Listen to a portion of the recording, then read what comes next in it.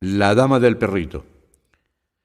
Corrió la voz de que por el malecón se había visto pasear a un nuevo personaje, la dama del perrito. Dmitri Dmitrich Gurov, residente en Yalta, hacía 2 semanas, y habituado ya a aquella vida, empezaba también a interesarse por las caras nuevas.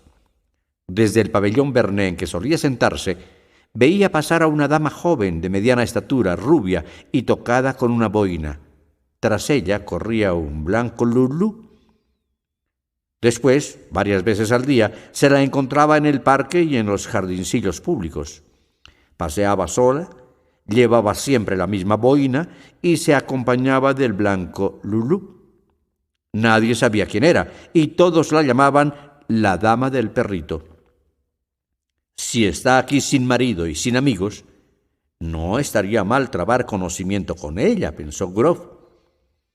Este no había cumplido todavía los 40 años, pero tenía ya una hija de 12 y 2 hijos colegiales. Se había casado muy joven, cuando aún era estudiante de 2º año, y ahora su esposa parecía 2 veces mayor que él. Era esta una mujer alta, de oscuras cejas, porte rígido, importante y grave. Se llamaba a sí misma intelectual. Leía mucho, no escribía cartas y llamaba a su marido Dmitri en lugar de Dmitri. Él, por su parte, la consideraba de corta inteligencia, estrecha de miras y falta de gracia, por lo que, temiéndole, no le agradaba mucho permanecer en el hogar. Hacía mucho tiempo que había empezado a engañarla con frecuencia, siendo sin duda esta la causa de que casi siempre hablara mal de las mujeres. Cuando en su presencia se aludía a ellas, exclamaba «raza inferior». Se consideraba con la suficiente amarga experiencia para aplicarles ese calificativo, no obstante lo cual, sin esa raza inferior, no podía vivir ni 2 días seguidos. Con los hombres se aburría, se mostraba frío y poco locuaz, y en cambio en compañía de mujeres se sentía despreocupado. Ante ellas sabía de qué hablar y cómo proceder, y hasta el permanecer silencioso a su lado le resultaba fácil. Su exterior, su carácter estaba dotado de un algo imperceptible, pero atrayente para las mujeres.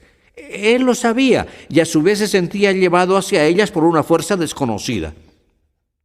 La experiencia, una amarga experiencia, en efecto le había demostrado hacía mucho tiempo que todas esas relaciones que al principio tan gratamente amenizan la vida, presentándose como aventuras fáciles y agradables, se convierten siempre para las personas serias, principalmente para los moscovitas, indecisos y poco dinámicos, en un problema extremadamente complicado, con lo que la situación acaba haciéndose penosa.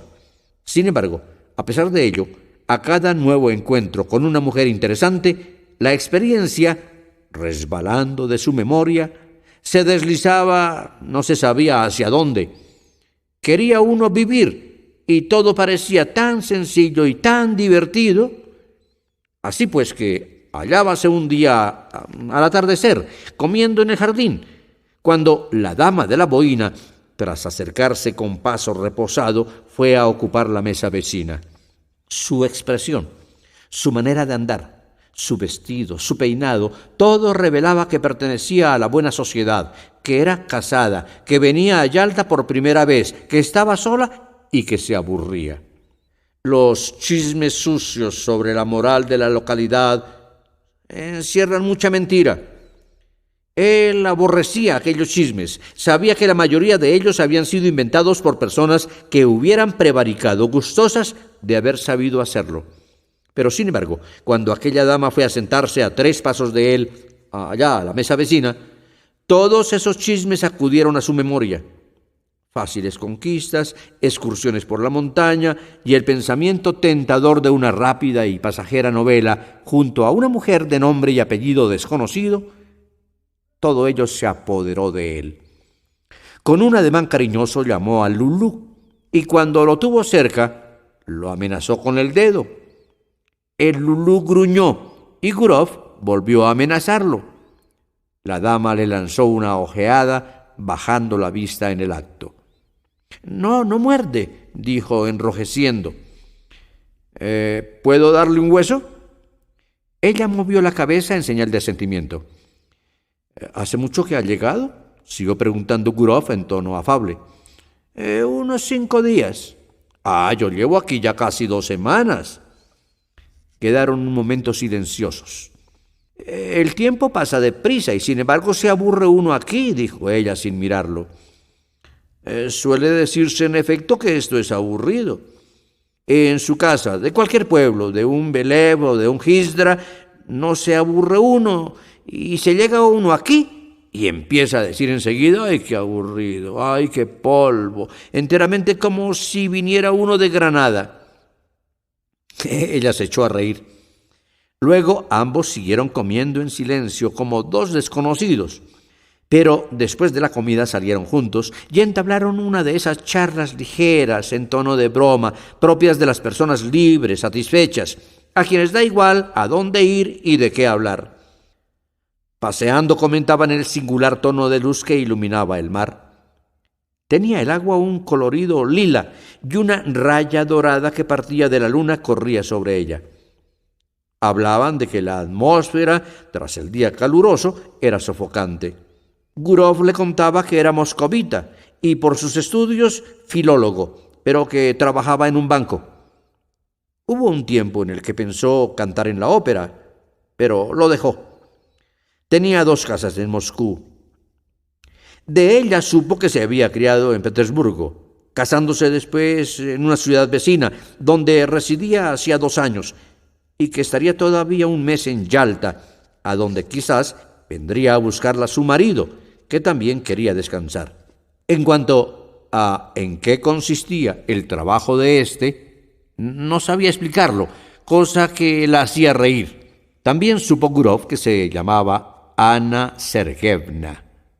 Después, en su habitación, continuó pensando en ella y en que al otro día seguramente volvería a encontrarla. Y así había de ser. Mientras se acostaba, repasó en su memoria que aquella joven dama aún hacía poco estaba estudiando en un pensionado, como ahora estudiaba su hija. Recordó la falta de aplomo que había todavía en su risa cuando conversaba con un desconocido. Era esta seguramente la primera vez que se veía envuelta en aquel ambiente, perseguida, contemplada con un fin secreto que no podía dejar de adivinar. Recordó su fino y débil cuello, sus bonitos ojos de color gris. Hay algo en ella que inspira lástima, pensaba al quedarse dormido. Ya hacía 1 semana que la conocía. Era día de fiesta. En las habitaciones había una atmósfera sofocante y por las calles el viento, arrebatando sombreros, levantaba remolinos de polvo. La sed era constante y Gurov entraba frecuentemente en el pabellón tan pronto en busca de jarabe como de helados con que obsequiar a Anna Sergeyevna. No sabía uno dónde meterse. Al anochecer, cuando se calmó el viento, fueron al muelle a presenciar la llegada del vapor. El embarcadero estaba lleno de paseantes y de gentes con ramos en las manos que acudían allí para recibir a alguien. 2 particularidades del abigarrado gentío de Yalta parecían sobresalientes: que las damas de edad madura vestían como las jóvenes y que había gran número de generales.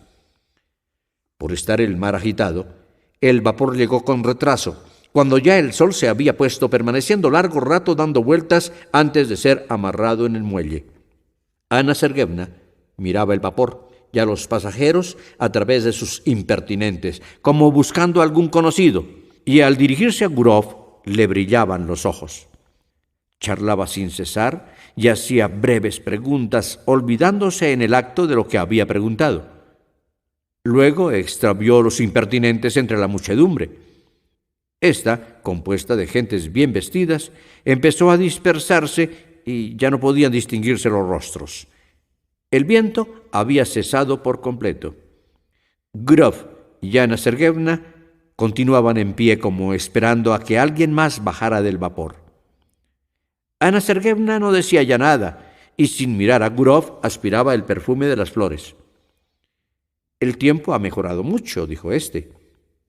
«¿A dónde vamos ahora? ¿Y si nos fuéramos a alguna parte?» Ella no contestó nada. Él entonces la miró fijamente y de pronto la abrazó y la besó en los labios, percibiendo el olor y la humedad de las flores. Pero enseguida miró asustado a su alrededor para cerciorarse de que nadie los había visto. «Vamos a su hotel», le dijo en voz baja, y ambos se pusieron en marcha rápidamente. El ambiente de la habitación era sofocante y olía a perfume comprado por ella en la tienda japonesa. Gurov, mirándola, pensaba en cuántas mujeres había conocido en la vida. Del pasado guardaba el recuerdo de algunas inconscientes, benévolas, agradecidas a la felicidad que les daba, aunque ésta fuera efímera. De otras, como por ejemplo su mujer, cuya conversación era excesiva, recordaba su amor insincero, afectado, histérico, que no parecía amor ni pasión, sino algo mucho más importante. Recordaba también a 2 o 3 bellas, muy bellas y frías, por cuyos rostros pasaba súbitamente una expresión de animal de presa, de astuto deseo de extraer a la vida más de lo que se puede dar. Estas mujeres no estaban ya en la primera juventud. Eran caprichosas, voluntariosas y poco inteligentes. Y su belleza despertaba en Gurov, una vez desilusionado, un verdadero aborrecimiento, antojándosele escamas los encajes de sus vestidos. Aquí, en cambio, existía una falta de valor, la falta de experiencia propia de la juventud. Tal sensación de azaramiento que le hacía a uno sentirse desconcertado, como si alguien de repente hubiera llamado a la puerta. Anna Sergeyevna, la dama del perrito, tomaba aquello con especial seriedad, considerándolo como una caída, lo cual era singular e inadecuado. Como la pecadora de un cuadro antiguo, permanecía pensativa en actitud desconsolada. «Esto está muy mal», dijo, «y usted será el primero en no estimarme». Sobre la mesa había una sandía, de la que Gurov se cortó una raja que empezó a comerse despacio. Una media hora por lo menos transcurrió en silencio. Anna Sergeyevna presentaba el aspecto conmovedor, ingenuo y honrado de la mujer sin experiencia de la vida. Una vela solitaria colocada encima de la mesa apenas iluminaba su rostro. Pero, sin embargo, se veía su sufrimiento. «¿Pero por qué voy a dejar de estimarte?», dijo Gurov. «No sabes lo que dices». «Que Dios me perdone», dijo ella, y sus ojos se arrasaron en lágrimas. «Esto es terrible». «Parece que te estás excusando». «¿Excusarme? Soy una mala y ruin mujer. Me aborrezco a mí misma. No es a mi marido a quien he engañado. He engañado a mi propio ser. Y no solamente ahora, sino hace ya tiempo. Mi marido es bueno y honrado, pero un lacayo. No sé qué hace ni en qué trabaja, pero sí sé que es un lacayo. Cuando me casé con él tenía 20 años. Después de casada me torturaba la curiosidad por todo. Deseaba algo mejor, quería otra vida, deseaba vivir. Aquella curiosidad me abrazaba. Usted no podrá comprenderlo, pero juro ante Dios que yo era incapaz de dominarme. Algo pasaba dentro de mí que me hizo decir a mi marido que me encontraba mal y venirme. Aquí, al principio, iba de un lado para otro, como presa de locura. ¿Y ahora? Ahora soy una mujer vulgar, mala, a la que todos pueden despreciar. Bueno, a Gurov le aburría escucharla. Le molestaba aquel tono, aquel arrepentimiento tan inesperado e impropio. Si no hubiera sido por las lágrimas que llenaban sus ojos, podía haber pensado que bromeaba o que estaba representando un papel dramático. «No comprendo qué es lo que quieres». Ella ocultó el rostro en su pecho y contestó: Créame, se lo suplico, amo la vida honesta y limpia, y el pecado me parece repugnante. Yo misma no comprendo mi conducta. La gente sencilla dice, culpa del maligno, y eso mismo digo yo, culpa del maligno. Bueno, masculló él. Luego miró sus ojos inmóviles y asustados, la besó y comenzó a hablarle despacio, en tono cariñoso, y tranquilizándose ella, la alegría volvió a sus ojos y ambos rieron otra vez. Después se fueron a pasear por el malecón, que estaba desierto. La ciudad con sus cipreses tenía un aspecto muerto, pero el mar rugía al chocar contra la orilla. Solo un vaporcillo sobre el que oscilaba la luz de un farolito se mecía sobre las olas. Encontraron una canoita y se fueron a Oranda. Ahora mismo acabo de enterarme de tu apellido en la portería. En la lista del hotel está escrito este nombre: von Dideritz, dice Gurov. ¿Es alemán tu marido? No, pero según parece, sí lo fue su abuelo. Él es ortodoxo. En Oranda estuvieron un rato sentados en un banco, no lejos de la iglesia, silenciosos y mirando el mar a sus pies. Apenas era visible Yalta en la bruma matinal. Sobre la cima de las montañas había blancas nubes inmóviles. Nada agitaba el follaje de los árboles. Se oía el canto de la chicharra y de abajo llegaba el ruido del mar hablando de paz y de ese sueño eterno que a todos nos espera. El mismo ruido haría el mar allá abajo, cuando aún no existían ni Yalta ni Oranda. El mismo ruido indiferente seguirá haciendo cuando ya no existamos nosotros. Y esta permanencia, esta completa indiferencia hacia la vida y la muerte en cada uno de nosotros, constituye la base de nuestra eterna salvación, del incesante movimiento de la vida en la tierra, del incesante perfeccionamiento. Sentado junto a aquella joven mujer, tan bella en la hora matinal, tranquilo y hechizado por aquel ambiente de cuento de hadas, de mar, de montañas, de nubes y de ancho cielo, Gurov pensaba en que, bien considerado, todo en el mundo era maravilloso. Y todo lo era, en efecto, excepto lo que nosotros pensamos y hacemos cuando nos olvidamos del alto destino de nuestro ser y de la propia dignidad humana. Un hombre, seguramente el guarda, se acercó a ellos, los miró y se fue, pareciéndole este detalle también bello y misterioso. Iluminado por la aurora y con las luces ya apagadas, vieron llegar el barco de Feodosia. «La hierba está llena de rocío», dijo Ana Sergeyevna, después de un rato de silencio. «Ah, sí, ya es hora de volver». Y regresaron a la ciudad. Después, cada mediodía siguieron encontrándose en el malecón. Almorzaban juntos, comían, paseaban y se entusiasmaban con la contemplación del mar.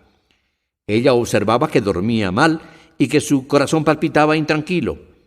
Le hacía las mismas preguntas, tan pronto excitada por los celos como por el miedo de que él no la estimara suficientemente.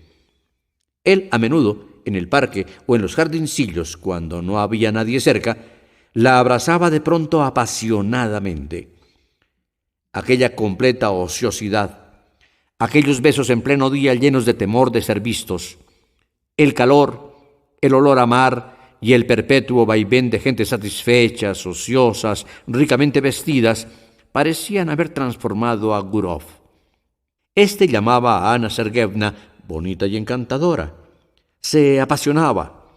No se separaba ni un paso de ella, que en cambio solía quedar pensativa, pidiéndole que le confesara que no la quería y que solo la consideraba como una mujer vulgar. Casi todos los atardeceres se marchaban a algún sitio de las afueras, a Oranda o a contemplar alguna catarata. Estos paseos resultaban gratos, y las impresiones recibidas en ellos siempre prodigiosas y grandes. Se esperaba la llegada del marido. Un día, sin embargo, se recibió una carta en la que éste se quejaba de un dolor en los ojos, suplicándole a su mujer que regresara pronto a su casa.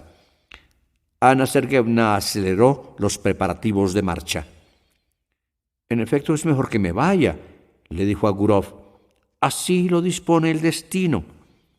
Acompañada por él y en coche de caballos, emprendió el viaje que duró un día entero. Una vez en el vagón del rápido, y al sonar la segunda campanada, dijo: «Déjeme que lo mire otra vez». «¿Otra vez? ¿Así?» No lloraba, pero estaba triste. Parecía enferma y había un temblor en su rostro. «Pensaré en usted», decía.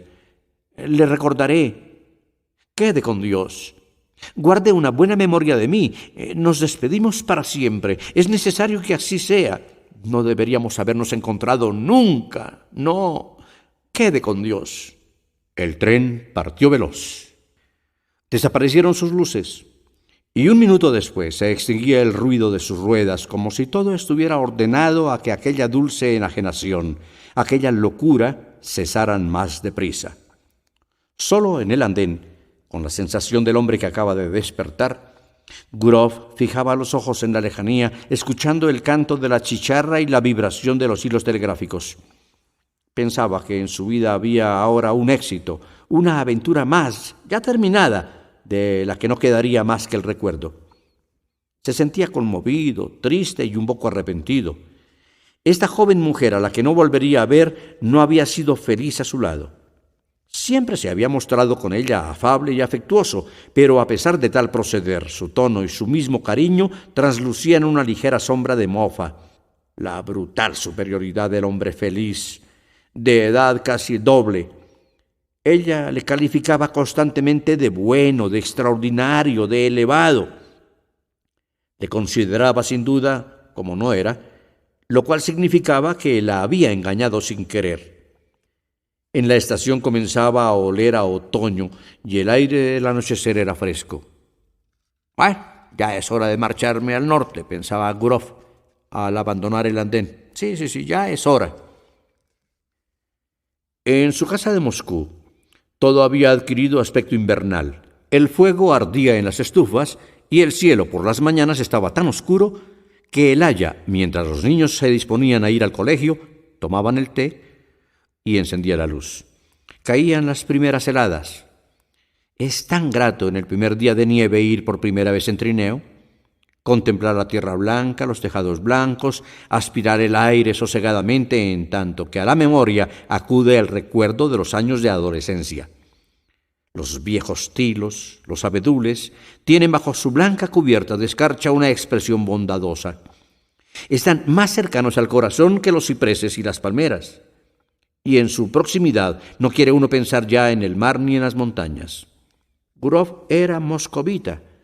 Regresó a Moscú en un buen día de helada y cuando, tras ponerse la pelliza y los guantes de invierno, se fue a pasear por Petrovka, así como cuando el sábado al anochecer escuchó el sonido de las campanas, aquellos lugares visitados por él durante su reciente viaje perdieron a sus ojos todo encanto.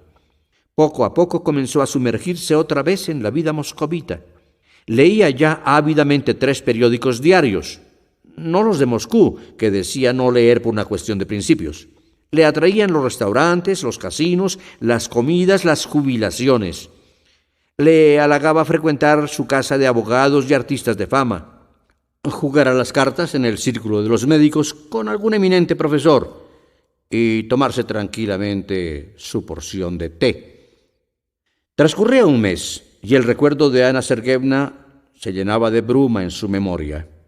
Así al menos se lo figuraba. Y solo de vez en vez volvía a verla en sueños, con su sonrisa conmovedora, como veía a las otras. Más de un mes transcurrió, sin embargo. Llegó el rigor del invierno y en su recuerdo permanecía todo tan claro como si solo la víspera se hubiera separado de Ana Sergeyevna. Este recuerdo se hacía más vivo cuando, por ejemplo, en la quietud del anochecer, llegaban hasta su despacho las voces de sus hijos estudiando sus lecciones, al oír cantar una romanza, cuando percibía el sonido del órgano del restaurante o aullaba la ventisca en la chimenea. Todo entonces resucitaba de pronto en su memoria.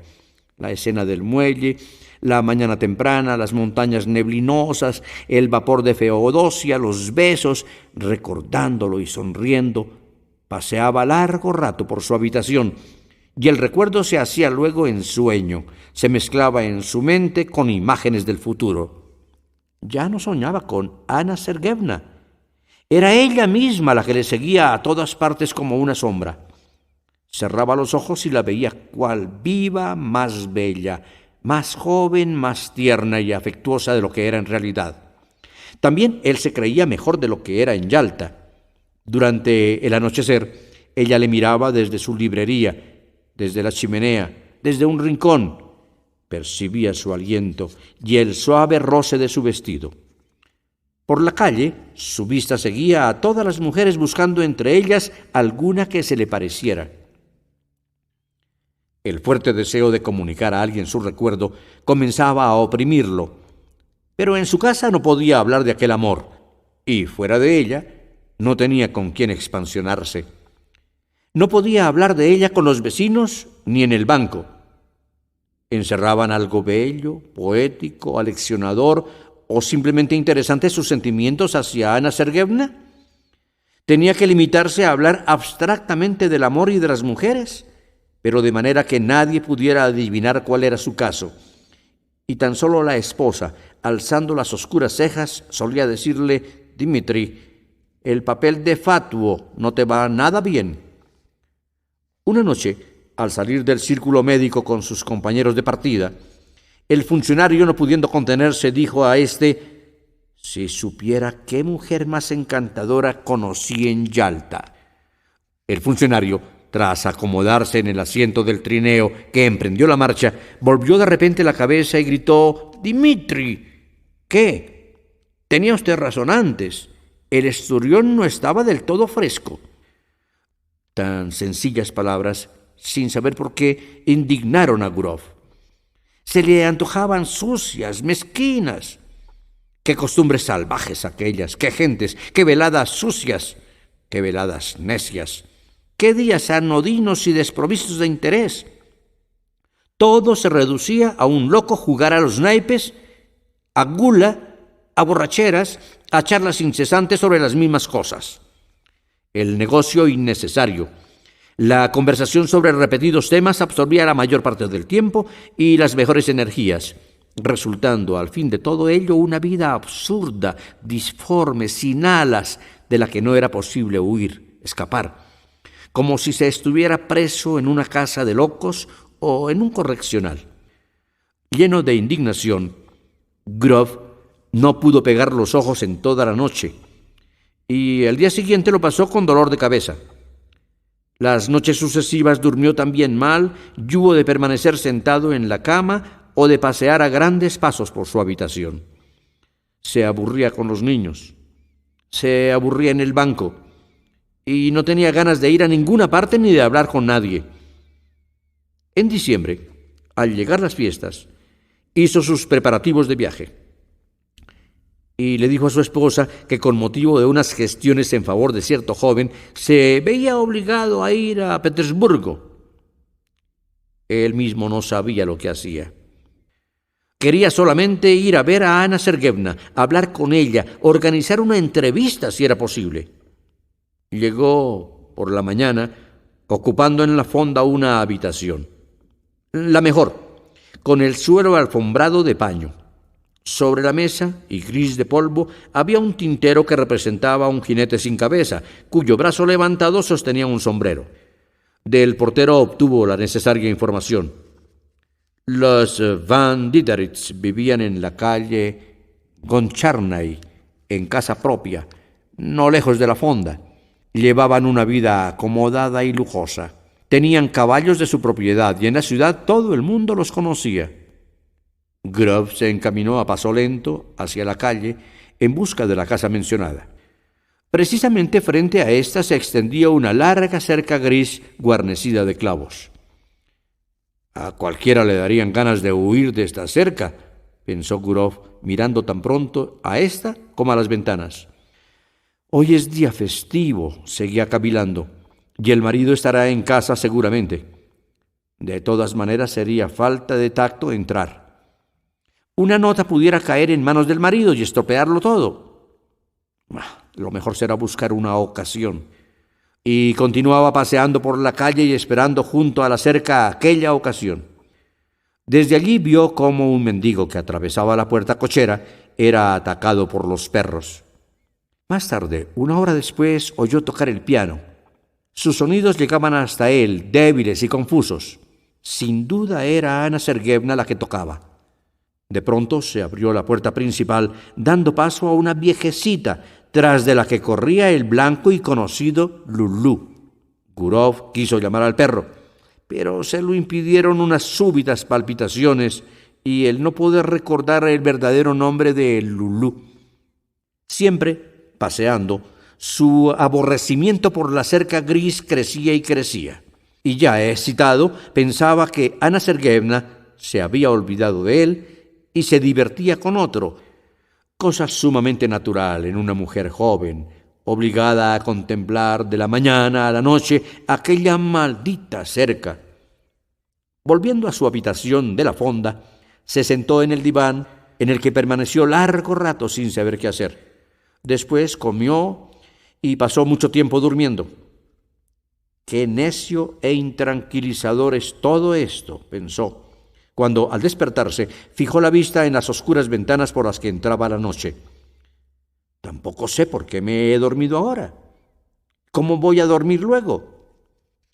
Después, sentado en la cama y arropándose en una manta barata de color gris, semejante a las usadas en los hospitales, decía enojado, burlándose de sí mismo: «Toma, dama del perrito. Toma, aventura. Aquí te estás sentado». De pronto pensó en que, todavía por la mañana, en la estación, le había saltado a la vista un cartel con el anuncio en grandes letras de la representación de Geisha. Recordándolo, se dirigió al teatro. «Es muy probable que vaya al estreno», se dijo. El teatro estaba lleno. En él, como ocurre generalmente en los teatros de provincia, una niebla llenaba la parte alta de la sala sobre la araña. El paraíso se agitaba ruidosamente y, en primera fila, antes de empezar el espectáculo, se veía en pie y con las manos a la espalda a los petimetros del lugar. En el palco del gobernador y en el sitio principal, con una boa al cuello, estaba sentada la hija de aquel que se ocultaba tímidamente tras la cortina y de la que solo le eran visibles las manos. El telón se movía y la orquesta pasó largo rato afinando sus instrumentos. Los ojos de Gurov buscaban ansiosamente, sin cesar, entre el público que ocupaba sus sitios. Ana Sergeyevna entró también. Al verla tomar asiento en la tercera fila, el corazón de Gurov se encogió, pues comprendía claramente que no existía ahora para él un ser más próximo, querido e importante. Aquella pequeña mujer, en la que nada llamaba la atención, con sus vulgares impertinentes en la mano, perdida en el gentío provinciano, llenaba ahora toda su vida. Era su tormento, su alegría, la única felicidad que deseaba. Y bajo los sonidos de los malos violines de una mala orquesta, pensaba en su belleza, pensaba y soñaba. Con Ana Sergeyevna, y tomando asiento a su lado, había entrado un joven de patillas cortitas, muy alto, cargado de hombros. Al andar, a cada paso que daba, su cabeza se inclinaba hacia adelante en un movimiento de perpetuo saludo. Sí, sin duda era este el marido, al que ella en Yalta, movida por un sentimiento de amargura, había llamado lacayo. En efecto, su larga figura, sus patillas, su calvita, tenían algo de tímido y lacayesco. Su sonrisa era dulce y en su ojal brillaba una docta insignia que parecía, sin embargo, una chapa de lacayo. Durante el primer entracto, el marido salió a fumar, quedando ella sentada en la butaca. Gurov, que también tenía su localidad en el patio de butacas, se acercó a la que ocupaba ella, y ya a su lado le dijo con voz forzada y temblorosa y sonriendo: «Buenas noches». Ella alzó los ojos hacia él y palideció. Después volvió a mirarle otra vez espantada, como si no pudiera creer lo que veía. Sin duda, luchando consigo misma para no perder el conocimiento, apretaba fuertemente entre las manos el abanico y los impertinentes. Ambos callaron. Ella permanecía sentada. Él, en pie, asustado de aquel azaramiento, no se atrevía a sentarse a su lado. Los violines y la flauta, que estaban siendo afinados por los músicos, empezaron a cantar, pareciéndoles de repente que desde todos los palcos les miraban. He aquí que ella, levantándose súbitamente, se dirigió apresurada hacia la salida. Él la siguió, y ambos, con paso torpe, atravesaron pasillos y escaleras, tan pronto subiendo como bajando, en tanto que ante sus ojos desfilaban raudas, gentes con uniformes, unos judiciales, otros correspondientes a instituciones de enseñanza, y todos ornados de insignias. Asimismo desfilaban figuras de damas, el vestuario repleto de pellizas, mientras el soplo de la corriente les azotaba el rostro con un olor a colillas. Gurov, que empezaba a sentir fuertes palpitaciones, pensaba: «Oh, Dios mío, ¿para qué existirá toda esta gente, esta orquesta?». En aquel momento acudió a su memoria la noche en que había acompañado a Ana Sergeyevna a la estación, diciéndose a sí mismo que todo había terminado y que no volverían a verse. Cuán lejos estaba todavía, sin embargo, del fin. En una sombría escalera provista del siguiente letrero: «Entrada al anfiteatro», ella se detuvo. «¡Ay, qué susto me ha dado usted!», dijo con el aliento entrecortado y aún pálida y aturdida. «Apenas vivo. ¿Por qué ha venido? ¿Por qué?». «Compréndame, Ana, compréndame», dijo él a media voz. «Se lo suplico. Vámonos». Ella le miraba con expresión de miedo, de súplica, de amor. Le miraba fijamente, como si quisiera grabar sus rasgos de un modo profundo en su memoria. «Sufro tanto», proseguía sin escucharle. «Durante todo este tiempo solo he pensado en usted. No he tenido más pensamiento que usted. Quería olvidarle. Ay, ¿por qué ha venido? ¿Por qué?». En un descansillo de la escalera, a cierta altura sobre ellos, fumaban dos estudiantes, pero a Gurov le resultaba indiferente.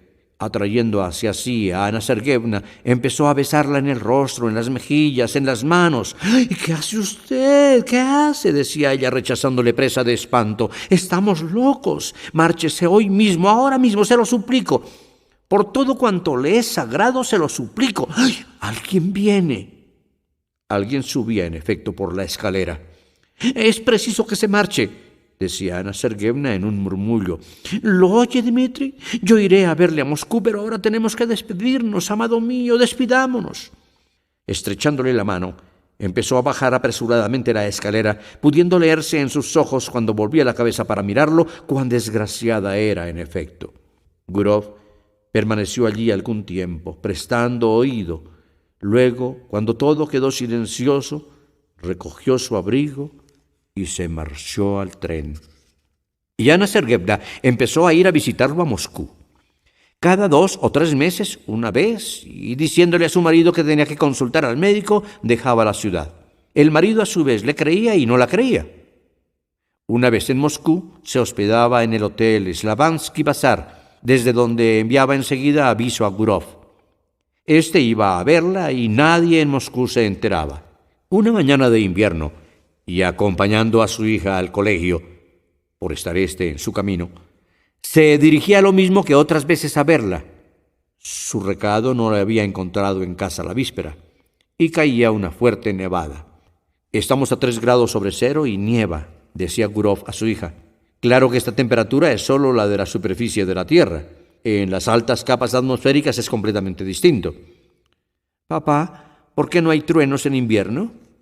Gurov le explicó también esto. Mientras hablaba, pensaba en que nadie sabía ni sabría seguramente nunca nada de la cita a la que se dirigía. Había llegado a tener 2 vidas. Una clara, que todos veían y conocían, llena de verdad y engaño condicionales, semejante en todo a la de sus amigos y conocidos. Otra que discurría en el misterio.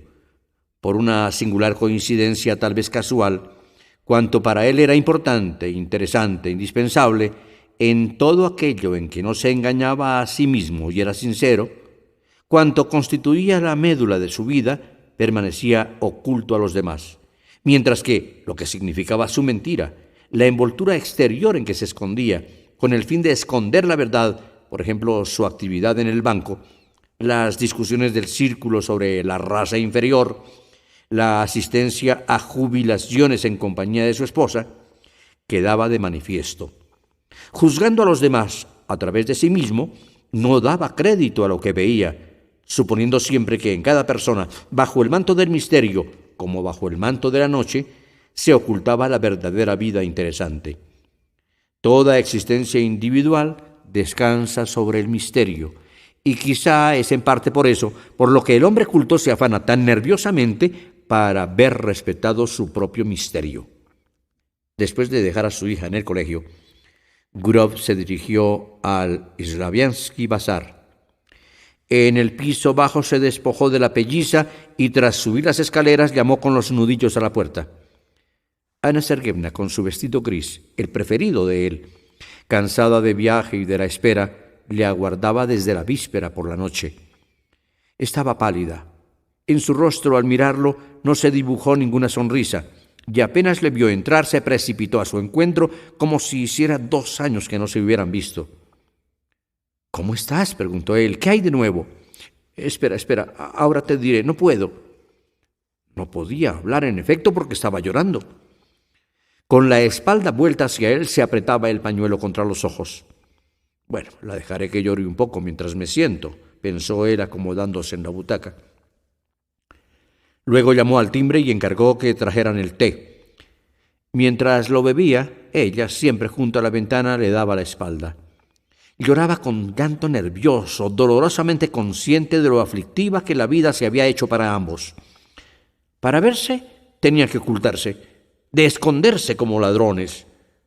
¿No estaban acaso deshechas sus vidas? «Ay, no llores más», dijo él.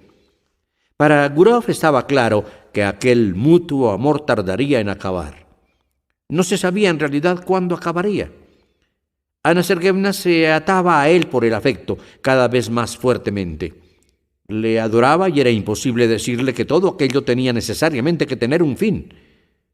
No le hubiera creído siquiera.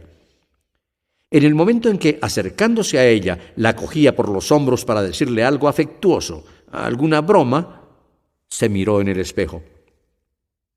Su cabeza empezaba a blanquear y se le antojó extraño que los últimos años pudieran haberlo envejecido y afeado tanto. Los cálidos hombros sobre los que se posaban sus manos se estremecían. Sentía piedad de aquella vida, tan bella todavía, y sin embargo tan próxima ya a marchitarse, sin duda como la suya propia. ¿Por qué le amaba tanto? Siempre había parecido a las mujeres otra cosa de lo que era en realidad. No era a su verdadera persona a la que éstas amaban, sino a otra, creada por su imaginación y a la que buscaban ansiosamente, no obstante, lo cual, descubierto el error, seguían amándole. Ni una sola había sido dichosa con él. Con el paso del tiempo las conocía y se despedía de ellas sin haber ni una sola vez amado. Ahora, solamente cuando empezaba a blanquearle el cabello, sentía por primera vez en su vida un verdadero amor. El amor de Anna Sergeyevna y el suyo era semejante al de 2 seres cercanos, al de familiares, al de marido y mujer, al de 2 entrañables amigos. Les parecía que la suerte misma los había destinado el uno al otro, resultándoles incomprensible que él pudiera estar casado y ella casada. Eran como el macho y la hembra de esos pájaros errabundos a los que, una vez apresados, se obliga a vivir en distinta jaula. Uno y otro se habían perdonado cuanto de vergonzoso hubiera en su pasado. Se perdonaban todo en el presente y se sentían ambos transformados por su amor. Antes, en momentos de tristeza, intentaba tranquilizarse con cuantas reflexiones le pasaban por la cabeza. Ahora no hacía estas reflexiones. Lleno de compasión, quería ser sincero y cariñoso. Bueno, basta ya, buenecita mía, le decía ella. Ya has llorado bastante. Hablemos ahora y veamos si se nos ocurre alguna idea. Después invertían largo rato en discutir, en consultarse sobre la manera de liberarse de aquella indispensabilidad de engañar, de esconderse, de vivir en distintas ciudades y de pasar largas temporadas sin verse. ¿Cómo liberarse, en efecto, de tan insoportables tormentos? ¿Cómo?, se preguntaba él, cogiéndose la cabeza entre las manos. ¿Cómo? Y les parecía que pasado algún tiempo más, la solución podría encontrarse, que empezaría entonces una nueva vida maravillosa. Ambos veían, sin embargo, claramente que el final estaba todavía muy lejos y que lo más complicado y difícil no había hecho más que